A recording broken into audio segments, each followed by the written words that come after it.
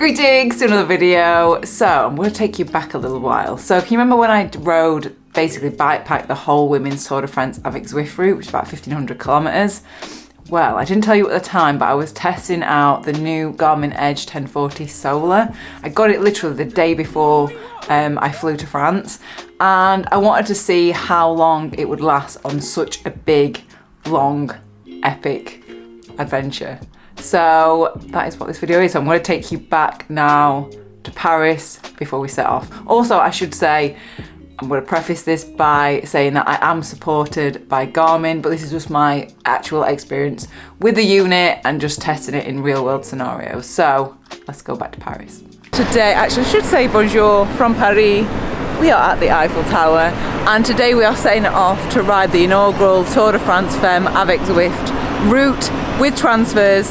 We are bikepacking, we're self-supported, but I have the new Garmin Edge 1040 Solar, and what better way to kind of test it out, see how good the Solar is, than by riding the whole women's Tour de France. So we're going to see how far I get with it, how many kilometers I can ride, and potentially can I do the whole route with just one charge. So it's at 100% now, and we're going to see how long it lasts before I need to charge it again. As well as using solar, I enabled the battery save mode to get the longest possible life out of the unit. Turn this on automatically reduces the backlight and hides the map page and uses solely GPS. So when I say it turns it hides the map page, it just doesn't show when you're kind of scrolling through the screens, but it still does navigate you. So when you need to make a turn, it will just pop up on the screen to tell you which way to go.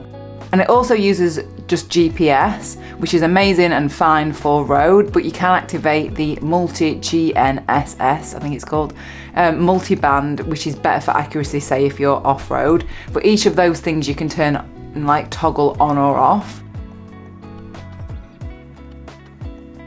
Also, just to add that even when battery saver mode is turned on, Climb Pro still works, so it still pops up as you're approaching the climb. It still stays on when you're on the climb, just to tell you where you are specifically on the climb, how much elevation there is left, how much distance there is left. So for me, that was a massive thing that I have to have that on. So the solar screen looks like this, and there's bars at the top to show you how strong the solar is at any given time. And then at the end of each day, it will tell you how much extra time solar has generated. And if you want to go back and look at previous rides, you can do this in the Garmin Connect app.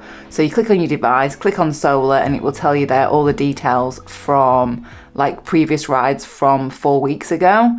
And that's how I've done it, like got all the times and stuff for this little video and this little experiment.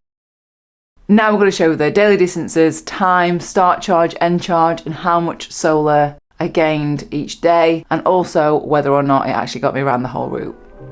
So day one, 214k, we rode for 8 hours 50 minutes, and the solar gained was 3 hours 31 minutes. Day two, 202k, we rode for 8 hours 32 minutes, and we gained a massive 4 hours 15 minutes on solar. Day three, 156k, 6 hours 29 minutes ride time, and solar gained 3 hours 24 minutes.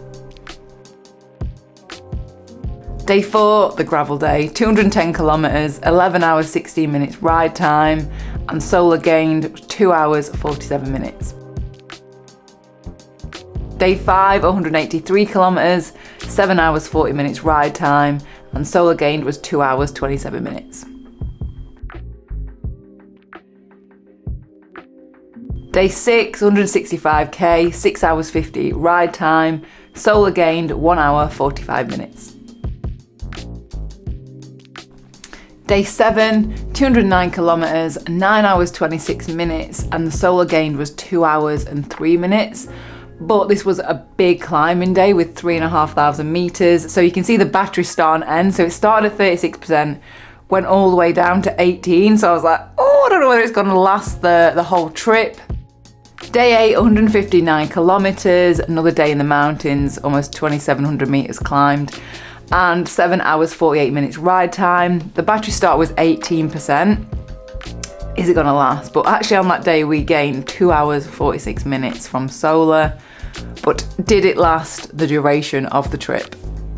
I'm not staying long because we've just finished, and I'm pooped and I need to go and eat and shower and sleep. And this is after 1,500 kilometers, I think around 15,000 meters. I've still got 4% battery left, so I did the whole thing on one battery charge. Granted, it was sunny, but then the mountain days, it was really like overcast with trees and stuff, so very impressed. I did think solar would help like a little bit, but I didn't think it would prolong the life of it like that much. So, right, I'm gonna go in. I feel pooped, so I will see you all soon. I am beyond impressed with this because I thought solar would work. This is, like I said, this is the first time I've ever used anything that's solar. And I thought it might give me like an extra few hours here and there. But that used with the battery save mode was just phenomenal and very, very impressed. But I did want to share, like to show another little mini experiment because I know not everyone is going to want to ride 1,500 kilometers or 200 kilometers in a day and have like that bright sunlight. So I went out on Sunday where it was a little bit sunny, it was a little bit cloudy, it's actually quite cold, and I rode 100 kilometers, and this is the result from that. So on Sunday I rode I think it was 102 kilometers. For 5 hours 12, there was a fair bit of climbing, and I gained 1 hour 36 minutes on solar. So that's more of like an everyday club ride use. But yeah, if you've got any questions, leave them in the comments, and yeah, I'll see you all next video. Oh, this is great. You always think like Paris is really like iconic and beautiful, and I've just got like a big like rubbish truck coming past. Anyway, oh God. So I've just finished, God, why is it so noisy?